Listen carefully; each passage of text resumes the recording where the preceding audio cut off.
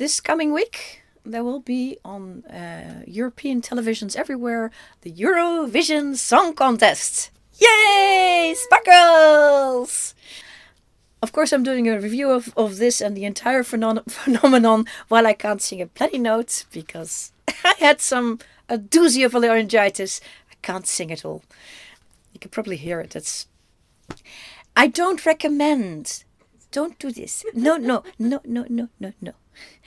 Anyway, Eurovision, for 69 years now, they've been holding, 68 because they skipped one, been holding every year the Eurovision Song Contest. Yeah, I've watched quite a lot of them because European. I wanted to go introduce to you, the wider audience, what is it, why is it, what, and what the F? Because, yeah, Eurovision itself was an endeavor in 1950 when Europe just came out of a war and newfangled technology like TV was coming. Not many people had a TV in 1950, but everybody realized this was definitely an up-and-coming thing. And they sort of said, how about doing a European-wide station that can show culture, and they were going to do sports as well. The sports sort of went their own way, but they did culture quite a bit, like operas from the Scala in Milan, transmitted to entire Europe all at the same time. The most famous thing I think they did in this period was televise the coronation of Elizabeth II live to entire Europe, which is awesome. The European Broadcasting Union, which is the station, now only really organize the Eurovision Song Contest. They started in 1956 with an idea of doing a song contest in the style of a music festival that was going on at the time in Sanremo, and which had a sort of format. And they looked at that and said, yeah, we can do this in a European stage.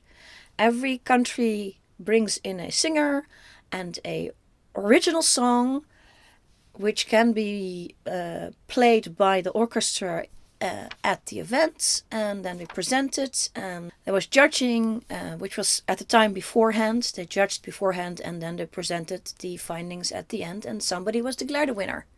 Very nice. First winner, by the way, were the Swiss. At the time, then whatever country felt like wanted to organize this was the next person to organize. Now, the organizer is the one who was the winner last year. But that's quite a later development. And Eurovision Song Contest is the one contest that in the nearly 70 years that we're doing it has changed the rules so many times. The first rule that sort of they changed is that this judging beforehand was done behind closed doors, and then at the end people were said that's your winner. The year after they did a whole spiel with voting, and they made more of a production out of it, and that has been a staple of Eurovision ever since, to the point that now you look at it and you go, that's a weird thing. It's history. Eurovision Song Contest is full of history. It's part of the fun. It is part of the fun that the weird history is still visible. One of the rules of the contest was that for each country, which is in Europe, everybody has their own language. Some have similar languages, like England and Ireland. Germany and Austria have similar languages, very similar languages sometimes. But you have France who speaks French, you have the Danes who speak Danish, the Swedes speak Swedish, the Dutch speak Dutch, etc., etc., etc. And the rule was, you sing in your own language. And they kept that up until, I think, 1975. And the reason they stopped is that some of these languages are incredibly unsexy. Like Swedish ABBA won with Waterloo. But look it up. The Swedish version, because they did do a Swedish version for it, because it was the cusp year of where they changed the rule. They did a Swedish version which was entered, and it's very unsexy because Swedish is not sexy. And so they changed the rule to you could do whichever language, and then we had a time where almost everything was in English.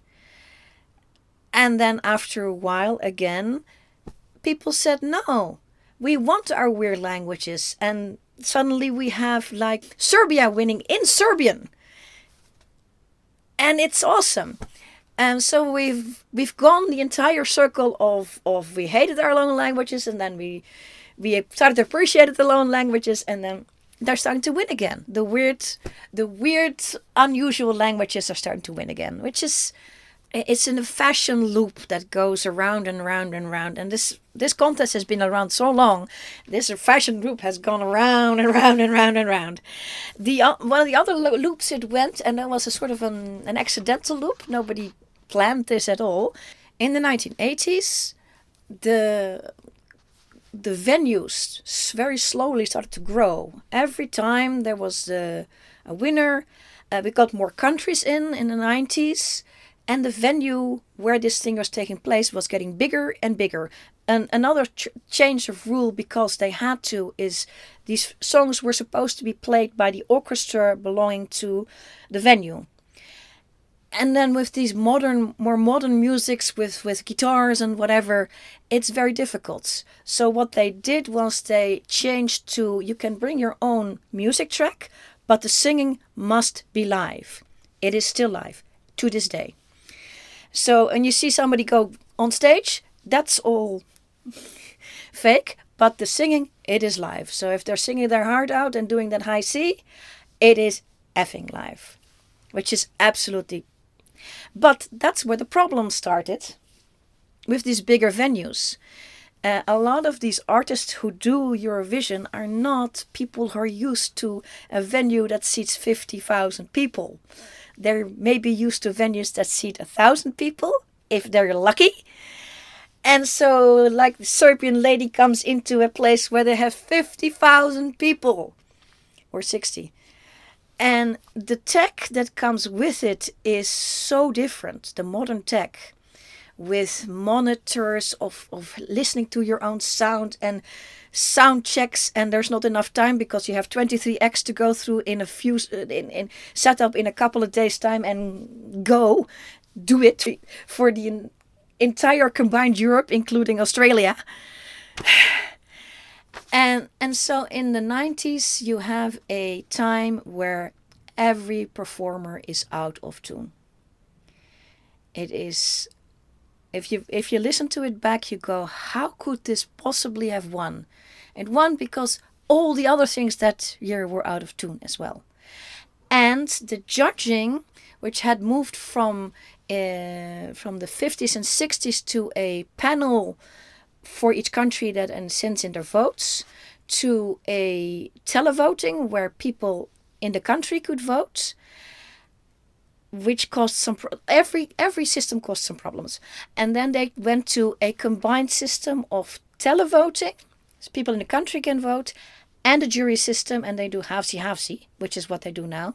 Half the points come from the televote and half the points come from the jury.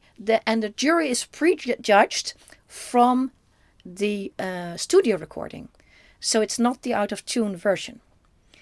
So you get the chance to get a proper judgment on the actual song. It is a song contest. It is not a act contest. So they get a judging on the song, and then you get the visual reaction of the audience on the televote, and between them you get a sort of nothing in voting in Eurovision is fair.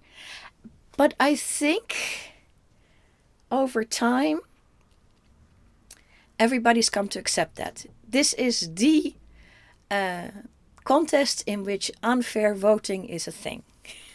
It's part of the thing. Anyway, so they got to the point where everybody was out of tune, and they were also rocking a kind of similar sound. It was sort of a Eurovision sound, and it was all the same. And this is always true for every edition of Eurovision. There's going to be a middle stuff. There's going to be bad stuff. There's going to be middle stuff that is sort of samey, and there's going to be hopefully some good stuff. You don't always get the good stuff, but hopefully. And so they were rocking sort of the same Eurovision poppy sound, sort of popcorn. It's a very particular sound. You'll find it quick enough when you start listening to some of these songs. And then in, I believe, 2006, something interesting happened. The Finns, who the Finns are Finns, everybody has their own personality in Europe, which is absolutely awesome. Finns are hard rockers. In fact, heavy metal hard rockers. And so they brought in a heavy metal screech rock band and to sing hard rock hallelujah. And it was so different and in tune, by the way, for as far as this hard rock, screech hard rock can be in, and I think it's supposed to be in tune. Everybody voted for it because, and it was not. It is also because it wasn't a bad song, because that's always with these winners. From about 2006, the winners are always not a bad song. There's other reasons why they also win, but they're not a bad song. And it was different. It was a clear message to Eurovision. Hey, we're done with the popcorn. We want something else, or something diverse at least. And yeah, that happened. And pretty soon afterwards, that Serbian lady won, which I think one of the better songs of the modern, call it the modern age. Eurovision is a very weird contest because the people who enter, yes, some of them really want to win. And some of them really do not particularly want to win. And that very much depends on whether or not the country has actually won quite recently. And that usually means that we'll let somebody else take a chance. Because winning twice in a row is really not great, because the rule now is that if you win, then you organize it. Organize it is expensive, and it's cumbersome, and it's a lot. And so if a country wins twice in a row, on the whole, they usually have a friendly country who says, I'll step up. And there was one in Israel a long time ago where it was pretty much twice in a row, and they said no, we can't do that. It's too expensive, and I think the Netherlands stepped up. And the latest one where it was Ukraine won, smack dab in the middle of this war, and that's not going to happen. It was not their very first win, so it was okay for it not to be in Ukraine. And England took that one, UK. Not every country wants to win all the time. There's the occasional time when a country who doesn't particularly want to win does win. There is this absolutely charming German song that won, and the singer going on stage at her final performance going, why did you vote for me? We voted because A, you are charming, the song is charming, and there wasn't anything stellar that year anyway. Which is a thing. You get call it the zeitgeist, the idea of the time. And a couple of times that has happened. We had one contestant for the Netherlands, because Dutch, I'm going to follow our Dutch contestants, and they are standing in the final, and you can see it in their face. They are good, but we already know who won. And who won was the person with the trance song, or the song that can be interpreted as a trance song. I'll put it up on here, and the Dutch song was perfectly good, and I think it came in second. And when you come in second in Eurovision, people go, interview with Common Linnets said, we're fine with second. We made so much money in sales, in record sales. And earlier, when England came in second twice with Cliff Richard, he said exactly the same thing. He said, "Yeah, let me do it again, because it makes me absolutely rich." But for the glory of the country who wants to win, which is England definitely wanted to win, and the Netherlands wanted to win at that time, we won a year or two later. So yes, after 50 years not winning. So we were raring to win here. So now we're fine with not having won for a while. So give it another 10 years and we're going to worry about it again. And we're going to send in whatever. And there's going to be a lot of whatever. If you watch this, there's going to be a lot of whatever. If you're in Europe, I believe you can see all 3 days on YouTube, or at least shortly after. But if you're in Europe, you can actually vote in the semi-finals and the final. You can vote in the semi-final that your country is not in. And if your country is not in it at all, then you can vote if you're in Europe. And you can vote in the final. So, but you can't. I don't think you can vote for your own country. I don't think I've ever tried, actually. I don't think you can vote for your own country. What I usually do is for the semi-finals and the final, I make a list of all the countries and then I grade them, because it's at least 25 songs per night. I can't remember at the end of the night if the first 3 were any good, so I rate them in the Dutch school system. And in the olden days, I used to rate them under par, but now everything's fine. Everything's in tune. Everything is usually a good singer, and one can argue about is the song too much fluff? Does it say anything? There was nothing bad in the last few years that I've watched. There was nothing bad. It's just absolutely since 2006 an amazing improvement. So I recommend that. So you have the semi-finals and you have the final. This everybody who is. If you're in Europe, you don't have to send somebody in. It's not mandatory. These people are not sent in by the governments of these countries. They're sent in by the television companies of these countries. And sometimes if you have a real small country, they can't afford it. There was one, I'm not sure if I can find what it was, but there was one story of a young lady who wanted to go in for a very small country, and that country's television said, we really can't afford this. But here's the deal. If you can place top 10 in the final, we will pay for the cost of about, I think it was about 10,000 euros, say dollars. We will pay for it, but only if you place top 10. She did. She placed 10th.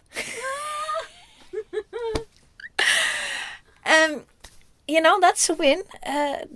In Eurovision, the wins are not always the person who is the winner. The big question of Eurovision is how to win if you really want to win. What I've seen for over the many years is that if you have a winner from last year, this year there's going to be entries that are going to emulate the last year's winner, because that one won. Not quite sure why it won, but let's throw stuff at the wall and see what sticks or slips down in a puddle of multicolored goo. And so you get very colorful, diverse stuff. And maybe it's zeitgeist and maybe it's not. I do feel that the top 5 is going to be excellent music. It's been in the last few years every time. It's just great music. So if you decide not to watch some of the stuff or watch a compilation, watch just the top 5 or the top 10 of every year from 2006 and you'll get some great music. It'll be unusual sometimes and weird sometimes, and you get sometimes, why is this here? And the answer to that is it was important to the people to who it was important. There is one person who scored pretty highly. I'll see if I can find the picture, of which in the Netherlands we sort of went, why? And it turned out this person was is famous comedian in the Baltic region. So many countries there. So they voted for him, and therefore he's now top whatever he became. Did not win, but came high. And if it's somebody who is popular in a small region of Europe, but many countries, they will go high. They might not reach number one, but they will go high. Eurovision! Yay! It's weird. It's fun. Enjoy it. It'll be on all next week, I think Tuesday and Thursday and Saturday. Enjoy. And that's my opinion. And I'm sticking to it.